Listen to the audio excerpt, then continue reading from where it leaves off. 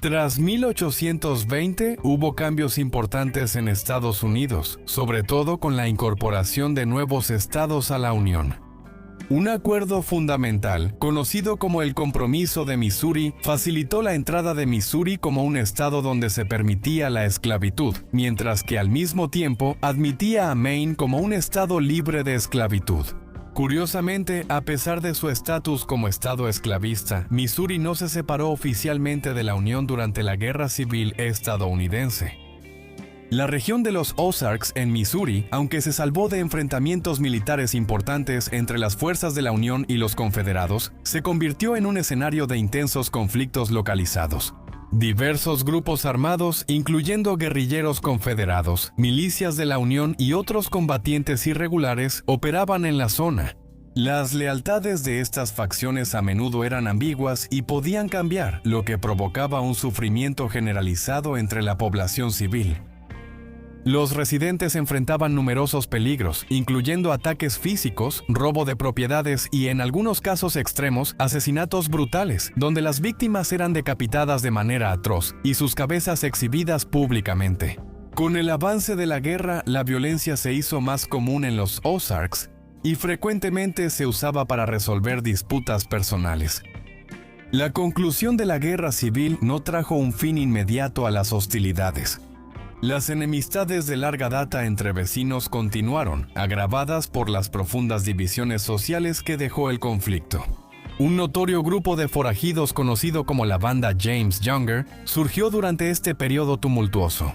Las agencias de la ley enfrentaron grandes desafíos para frenar el crimen. Ambos bandos del conflicto anterior contaban con redes de simpatizantes que ofrecían ayuda y refugio a sus aliados. En el condado de Taney, ubicado en los Ozarks, surgieron tensiones entre los residentes establecidos y los recién llegados, reflejando las divisiones más amplias de la posguerra. Los colonos blancos originales, en su mayoría demócratas que habían apoyado a la Confederación, buscaban preservar su estilo de vida agrario tradicional. En cambio, los recién llegados, en su mayoría republicanos que apoyaron a la Unión, llegaron tras la ley de Homestead de 1862. Estos recién llegados pensaban convertir la región en parte de la economía industrial de Estados Unidos. El gobierno local, dirigido por demócratas, solía ignorar delitos, permitiendo que forajidos intimidaran a los nuevos colonos sin temor a represalias. Fuentes contemporáneas reportaron que entre 1865 y 1882, en el condado de Taney, hubo entre 30 y 40 homicidios, pero ningún culpable fue condenado en la corte. Un grupo especialmente infame estaba liderado por Frank y Tubal Taylor, quienes alardeaban abiertamente de sus actividades ilícitas. Un comerciante local que se opuso a los Taylor sufrió una cruel represalia. 3 de sus valiosos animales fueron hallados muertos, con las lenguas arrancadas brutalmente. Frente a la desenfrenada anarquía, 2 homicidios sin resolver vinculados al influyente clan Taylor, una coalición de 13 distinguidos miembros de la comunidad formó un comité de vigilancia.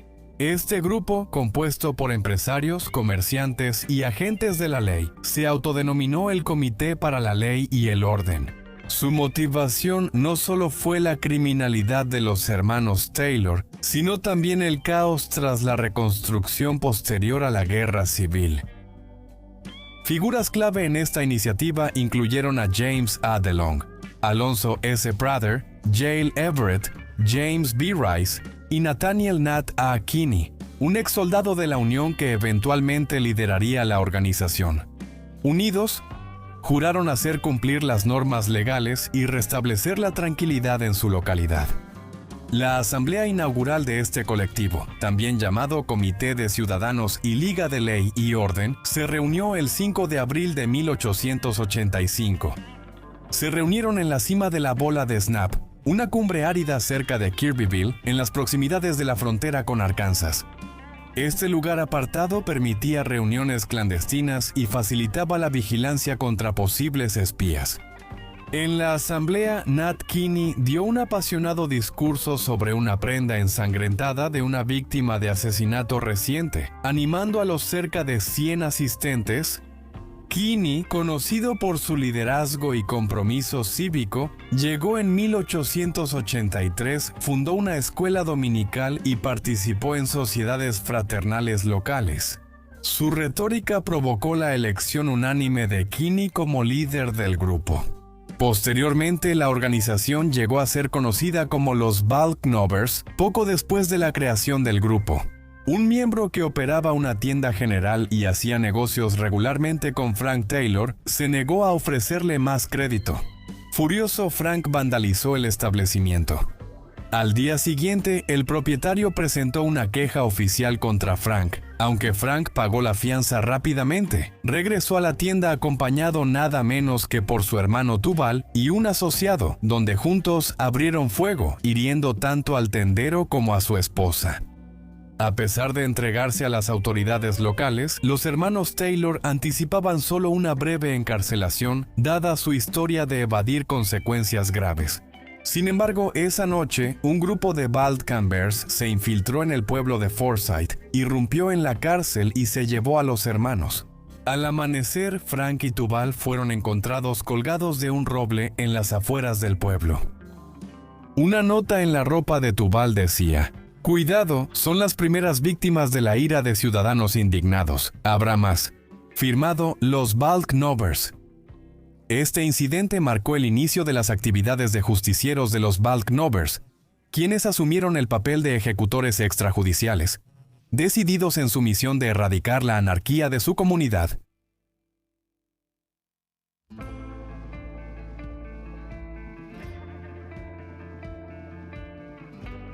La ejecución de los hermanos Taylor fue un punto clave para los Balknovers. Su notoriedad por sí sola se volvió suficiente para disuadir a posibles alborotadores, eliminando la necesidad de más actos violentos. El grupo primero buscó disuadir a criminales y restablecer el orden social. Sin embargo, después de expulsar con éxito a los forajidos, redirigieron su enfoque hacia individuos que percibían como obstáculos para el desarrollo económico de la zona. Este cambio hizo que muchos locales, sobre todo simpatizantes confederados y demócratas, vieran a los Balknovers como agresores autoritarios y parciales.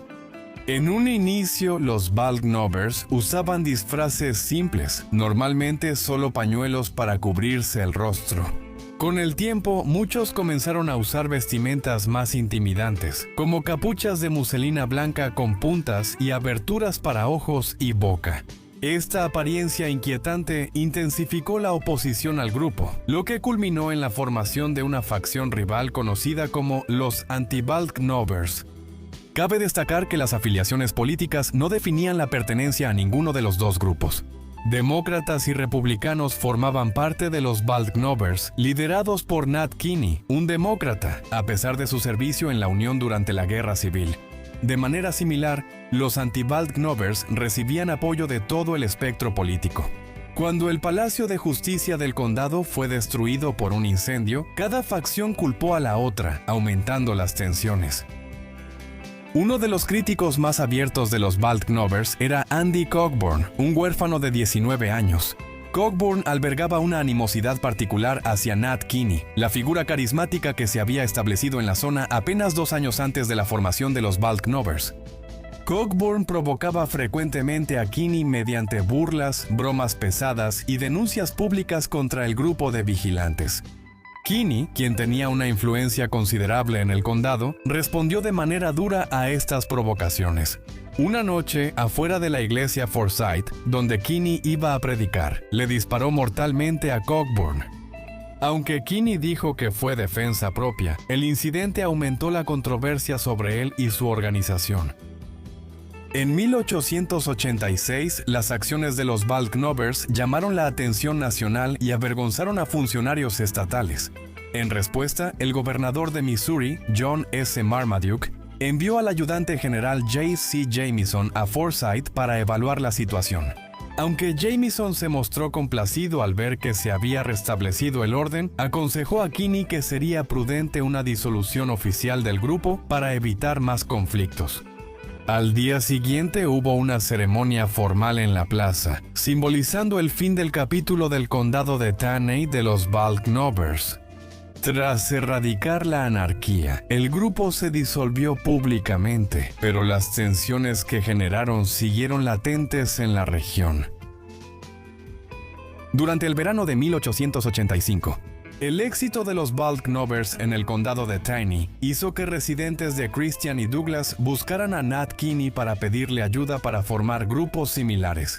Aunque Kinney había ofrecido su ayuda con gusto, estos nuevos grupos derivados rápidamente se desviaron del propósito inicial de la organización. A diferencia de sus predecesores del condado de Tiny, quienes priorizaban mantener la ley y el orden, estas ramas de los condados vecinos desarrollaron agendas más radicales. El concepto de vigilantes nocturnos operando disfrazados ya había echado raíces en condados como Christian, Douglas, Greene y Stone. Estos grupos dejaron las estrictas directrices establecidas por la organización original del condado de Tiny. La facción del condado de Christian ganó particular infamia, con el pueblo ferroviario de Chadwick sirviendo como el epicentro de sus actividades. La próspera economía de Chadwick, basada en la industria maderera que proveía durmientes al ferrocarril, también tenía muchos salones y burdeles donde los trabajadores gastaban sus ganancias en vicios. En marcado contraste con el enfoque de los Balknovers del condado de Tiny en la prevención del crimen, los capítulos de los condados de Christian y Douglas asumieron el papel de guardianes de la moral. Sus objetivos incluían no solo a infractores de la ley, sino también a hombres percibidos como negligentes con su familia o de vida inmoral. Las acciones del grupo incluían demoler tabernas, azotar a presuntos adúlteros o polígamos y agredir a quienes se relacionaban con mujeres que consideraban de mala reputación. Bajo el liderazgo de Dave Walker, los Balknovers del condado de Christian adoptaron una cruzada moral cada vez más agresiva. Su hijo, Billy Walker, de 17 años, ganó fama por su conducta imprudente en el grupo.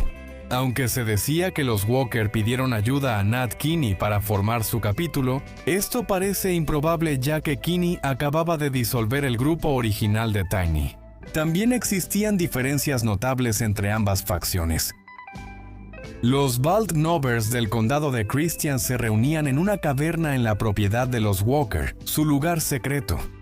A diferencia del grupo original que usaba cubiertas faciales simples, los de la rama del condado de Christian llevaban capuchas negras con cuernos de madera o corcho. Estas máscaras solían tener rayas rojas o blancas en ojos y boca, y algunas llevaban borlas en las puntas de los cuernos. Su apariencia intimidante reflejaba su intención de infundir miedo, en lugar de simplemente hacer justicia. Sus tácticas se intensificaron con ataques incendiarios a cantinas y amenazas más graves, superando al grupo original.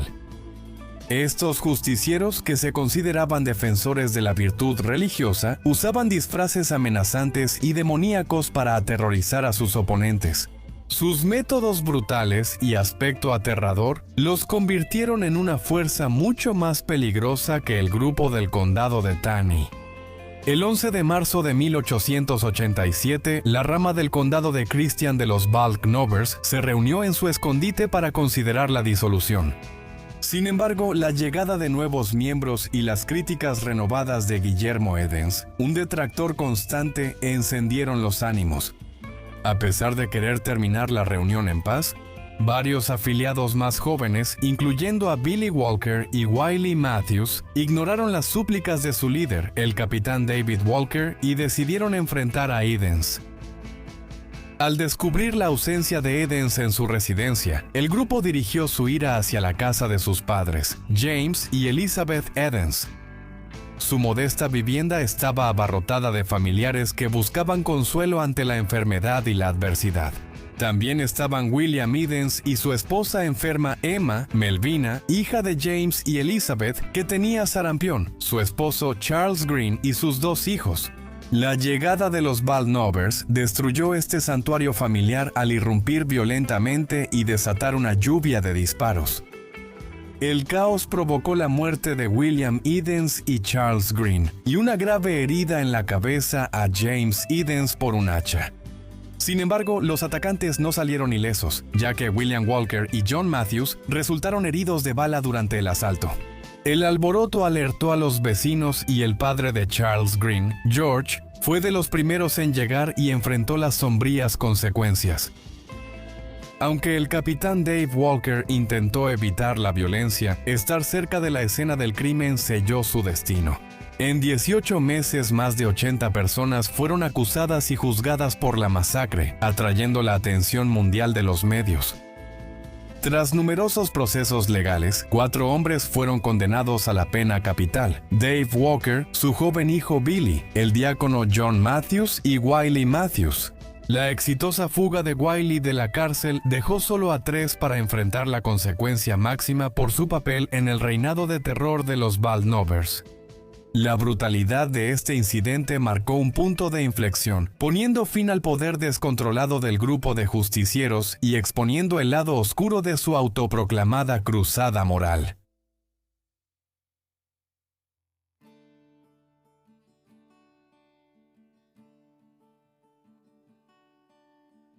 Aunque encarcelaron a los Baldnovers del condado de Christian, las animosidades siguieron afectando a la comunidad.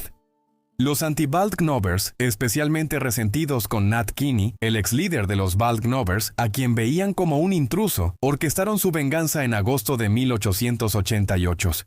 Designaron a Billy Miles, el agricultor local, para ejecutar su plan. Miles entró al lugar donde trabajaba Kinney y le disparó 3 veces, causándole la muerte. Miles se entregó pacíficamente y afirmó que actuó en defensa propia. Aunque las circunstancias no eran favorables, fue absuelto rápidamente, lo que atrajo de nuevo la atención mundial de los medios. Al mismo tiempo, se acercaba la ejecución de los Baldnovers del condado de Christian el 10 de mayo de 1889. Después de una noche de reflexión espiritual, Dave Walker, su hijo Billy y John Matthews fueron escoltados hasta la horca. El sheriff inexperto que construyó el cadalso accidentalmente arruinó la ejecución. Las cuerdas largas causaron que los condenados lucharan grotescamente, apenas tocando el suelo con los pies. En un giro macabro, la cuerda de Billy Walker se rompió y fue necesario un segundo intento. Tras 34 minutos, el último hombre murió. La mala ejecución recibió condena generalizada. Cuando la saga de los Baldnovers parecía terminar, las autoridades buscaron venganza por el asesinato de Nat Kinney. En julio de 1889, el sheriff Galva Branson y el cazarrecompensas Ed Funk enfrentaron a Billy Miles en una fiesta del Día de la Independencia cerca de Kirbyville. Hubo una violenta pelea entre las fuerzas del orden y los aliados de Miles, causando la muerte de Funk y Branson. Aunque Miles y sus hermanos lograron evadir la captura, este incidente manchó aún más la reputación de los Baldnovers, consolidando la oposición pública al grupo. De una vez por todas, el enfrentamiento y tiroteo en Kirbyville terminó simbólicamente con la influencia de los Baldnovers. Aunque al principio se toleraba su trato severo hacia los delincuentes, sus ataques brutales, especialmente contra familias, sobrepasaron los límites de la sociedad. Persistieron incidentes esporádicos de vigilantismo enmascarado en algunos condados hasta principios de 1900 y se reportaron linchamientos por personas disfrazadas hasta la década de 1920. El reinado de terror de los Baldnovers había cesado efectivamente. A pesar de su caída, la narrativa de los Baldnovers rápidamente permeó la cultura popular. En 1887 se dramatizó la tragedia de los Baldnov de los condados de Taney y Christian en una historia. En 1907 la novela de Harold Bell Wright, El pastor de las colinas, retrató a los Baldnovers ficticios como antagonistas, lo que catalizó la industria turística de Branson. Más tarde, la familia Mabbe lanzó un espectáculo de música country y comedia llamado Baldnovers, aprovechando el nombre del grupo por su peculiaridad más que por su precisión histórica. Atracciones contemporáneas, como la montaña rusa cubierta Fire in the Hole de Silver Dollar City, incorporan temas de los Baldnovers en aventuras ficticias, aunque están desconectadas de los hechos reales. Desde una perspectiva moderna, aunque los Baldnovers puedan parecer forajidos rebeldes, su tipo de vigilantismo era emblemático de una tradición más amplia en la historia de la frontera de Estados Unidos. Desde la fundación de la nación, la resistencia violenta contra la supuesta anarquía ha sido un motivo recurrente. La aspiración de controlar y colonizar regiones indómitas como en el Viejo Oeste a menudo resultó en consecuencias brutales y sangrientas. Aunque la era de los Waldknobers ya pasó, su legado de justicia fronteriza perdura como una advertencia, ilustrando la unión poco ortodoxa entre los peligros y las necesidades del vigilantismo, en una tierra de pura y absoluta anarquía.